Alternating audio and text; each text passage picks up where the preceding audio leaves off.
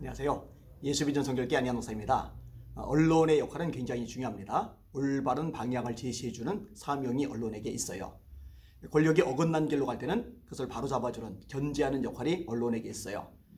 언론이 제 기능을 못하면 나라가 엉망진창이 됩니다. 지금 대한민국이 엉망진창이 된 데는 상당 부분 언론의 책임도 큽니다. 왜냐하면 정치 권력에 삐뚤어진 것을 바로잡아주는 견제 역할이 아니라 아부하는 역할, 또 하수인 역할, 받아 적는 역할을 했으니까요. 의사협회가 7차례에 낙을 쳐서 외국인들, 특별히 중국인들 입국 금지시켜달라고 요청을 했는데 문정권이 계속 무시를 했습니다. 이런 부분들을 아주 강력하게 비판을 했어야 되죠. 그게 언론의 기능이죠. 지금 아스트라제네카 때문에 세계가 발칵 뒤집어졌어요. 사망자가 자꾸 발생합니다. 혈전 때문에 생기는 일입니다. 23개국이 아스트라제네카 접종을 중단을 시켰어요. 근데 문재인 정부는요, 이것을 계속 접종을 하려고 하고 있어요. 그럼 언론이 이럴 때 들고 일어나야 돼요. 목소리를 내야 돼요. 혈전 생기지 않냐, 위험하지 않냐, 우리도 중단해야 된다. 그런데 그런 거 전혀 없습니다. 반미 친중은 국익에 도움이 안 됩니다. 차라리 미국과 가까이 하는 게 훨씬 나아요. 중국은 믿을 만한 나라가 못 됩니다. 그런데 현 문재인 정부는 반미로 가요. 친중으로 가요. 이런 부분에 대해서 태클을 걸고 브레이크를 걸어야 될 역할이 언론에게 있는데 그 역할을 제대로 안 합니다. 온갖 악법들이 쏟아져 나와요. 세상에 이렇게 무슨 붕어빵 찍어내듯이 법들을 쏟아내는 죄가 없었어요. 근데 그 법안이 제대로 검증도 안 돼요. 이런 것들을 검증하는 역할을 언론이 해야 되는데 제대로 못하고 있는 거예요. 깝깝하죠. 이슬람 사원에 관련해서 연합뉴스의 기사를 봤는데 참 깝깝하다 생각이 들었어요. 제목이 뭐냐? 교회 절이라도 이랬을까? 근데 이제 밑에 내용 보니까 교회 성당이라도 이랬을까라고 대구 참여연대가 말을 한 부분이더라고요. 자, 이슬람 사원이 들어온다는 소식이 알려지면서 인근 주민들이 단체로 반발을 했어요. 그 다음에 구청이 그것을 받아들여서 중단을 시켰어요. 근데 이것을 가지고 대구 참여연대가 이의를 제기하는 거죠. 교회나 성당이었다면 성급하게 공사 중단 조치를 했을지 의문이다. 천하의 무식한 소리입니다. 아니 어떻게 이슬람 사원하고 교회하고 나란히 놓습니까? 세계 돌아가는 것만 봐도 역사만 봐도 이거 나란히 놓을 수가 없거든요. 기사의 논조가 희한하게 나갑니다. 기사를 그대로 읽어드릴게요. 전문가들은 이슬람교에 대한 무지에서 비롯된 막연한 두려움 때문에 발생하는 일이라고 입을 모읍니다. 이슬람에 대한 무지 때문에 이런 현상이 나타난다는 거예요. 자, 그러면서 전문가랍시고 몇몇 사람들 인용을 하는데 이게 참 가관입니다. 한승훈 원광대 동북아시아 인문사회연구소 연구교수가 한 말이에요. 전 세계에서 신도가 두 번째로 많은 종교인데다가 그 스펙트럼도 넓은데 우리에겐 탈레반, 이슬람 국가, IS 같은 극우 테러리스트 이미지가 깊이 박혀 있다. 이 사람 좀 무지한 거예요. 왜냐? 탈레반이 아니어도요, 이슬람 국가 IS가 아니어도요, 이 테러의 대부분이 이슬람 신도들에 의해서 일어납니다. 이거 모를 리가 없죠. 오늘자 기사에요. 콜로라도에서 총기 난사 사건이 발생을 했습니다. 이슬람 신자 하나가 총을 쏴서 10명이 살해를 당했어요. 굉장히 끔찍하더라고요.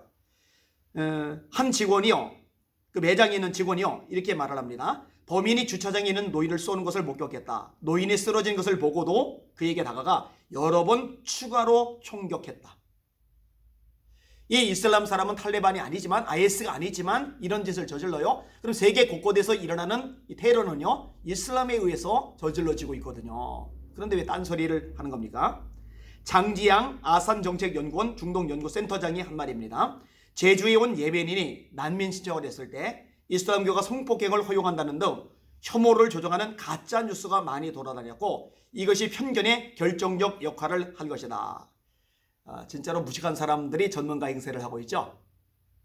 이슬람 사람들은요, 여자들이 히잡을 쓰지 않았을 경우에 성폭행하는 것을 정당화합니다. 이거는요, 쉽게 알아볼 수 있어요.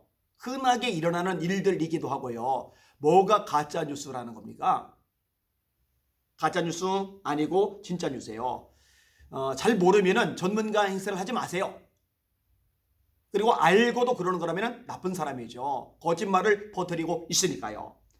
그 다음에 성공회대 이슬람 문화 연구소장을 맡은 이희수 한양대 문화인류학과 명예교수, 이 사람이 한 말입니다. 한국은 중고교에 종교 관련 수업이 따로 없는데 다문화 시대에 걸맞게 이웃 종교도 선입견 없이 들여다볼 수 있는 교과 과정이 만들어져야 한다. 이 이이스 씨는 유명한 사람이죠. 광적으로 이슬람을 옹호하는 사람입니다. 이 사람 때문에 이슬람에 대한 거짓된 정보들 얼마나 많이 퍼졌는지 몰라요. 평화의 종교라고 알려진 것도 이 이이스 씨의 공이 굉장히 크죠. 이슬람은 절대로 평화의 종교가 아닙니다. 살인의 종교죠.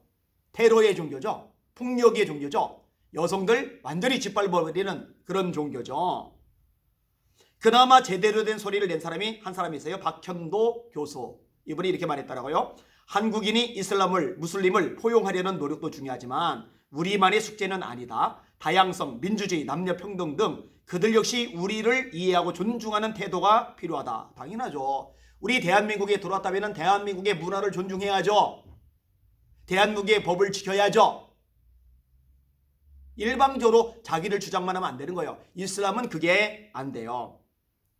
대한민국을 지켜나가야 됩니다. 문재인 정부의 난민 정책은 나라를 망가뜨리는 일입니다. 왜 자꾸 난민들을 유입시키고 받아들이려고 합니까?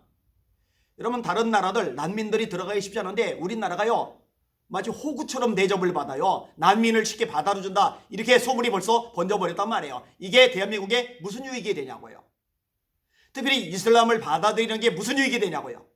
이걸 받아들이는 유럽의 나라들이 얼마나 극심한 혼돈을 겪습니까? 집단 강간 사건 같은 것들, 참수 사건 같은 것들, 온갖 테러 같은 사건 얼마나 많이 일어납니까? 이런 것들 왜 받아들이려 하는데요. 어찌 보면은요, 작정하고 나라를 망가뜨리려고 하는 건가? 이런 생각이 들 만큼 정책들이 이상합니다. 하는 수 없어요. 의식을 가진 애국 시민들이 들고 일어나야 됩니다. 안목을 가지고 있는 기독교인들이 제대로 목소리를 내고 선한 싸움을 싸워야 됩니다. 어마어마한 군중이 움직여서 뭔가 이루어지는 게 아니에요. 어차피 어중이 도중이 군중을 통해서는 역사에 좋은 일들이 발생하지 않습니다. 소수지만 깨어있는 사람, 눈이 뜨인 사람, 인식 있는 사람, 나라를 정말 사랑하며 그리고 헌신하려는, 희생을 지불하려는, 대가를 지불하려는 각오와 결단을 가진 사람, 그들을 통해서 하나님께서 역사를 움직여 가시고 세일을 행하시고 놀라운 일들을 펼쳐 나가시는 거거든요. 이 방송을 듣는 여러분 깨어나시길 바랍니다. 지금 시세가 지금 세상에 어떻게 돌아가는지 밝히 보셔야 돼요. 정신 바짝 차리고 깨어서 기도하셔야 돼요. 목소리를 내셔야 돼요. 선한 싸움을 싸우셔야 돼요. 정보를 알리셔야 돼요. 그리고 공부도 하셔야 됩니다.